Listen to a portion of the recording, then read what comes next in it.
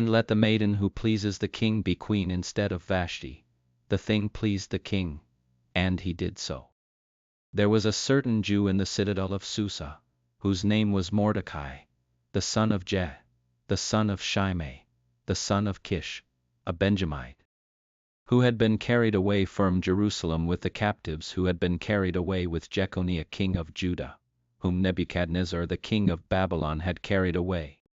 He brought up Hadassah, that is Esther, his uncle's daughter, for she had neither father nor mother.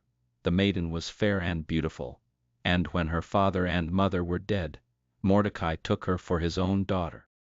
So it happened, when the king's commandment and his decree was heard, and when many maidens were gathered together to the citadel of Susa, to the custody of Heg, that Esther was taken into the king's house, to the custody of Heg, keeper of the women. The maiden pleased him, and she obtained kindness from him. He quickly gave her cosmetics and her portions of food, and the 7 choice maidens who were to be given her out of the king's house. He moved her and her maidens to the best place in the women's house.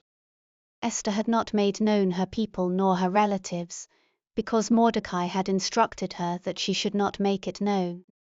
Mordecai walked every day in front of the court of the women's house, to find out how Esther was doing, and what would become of her.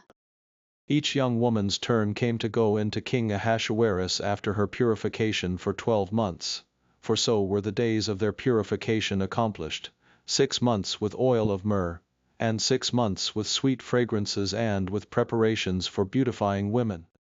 The young woman then came to the king like this: whatever she desired was given her to go with her out of the women's house to the king's house.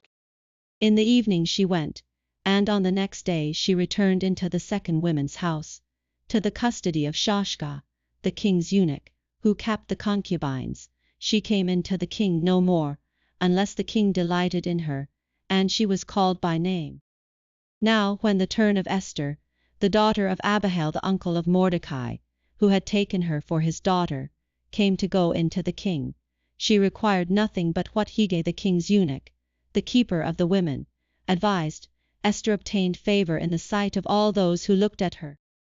So Esther was taken to King Ahasuerus into his royal house in the 10th month, which is the month Tebeh, in the 7th year of his reign.